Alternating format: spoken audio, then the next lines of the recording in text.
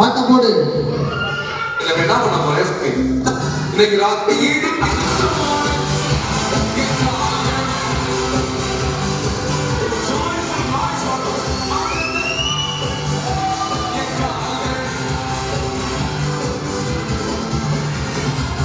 இந்த பாட்டு பாஷை எனக்கு புரியல. அப்புறம் தான் அர்த்தம் கிட்ட கூட சொல்றாங்க. கூட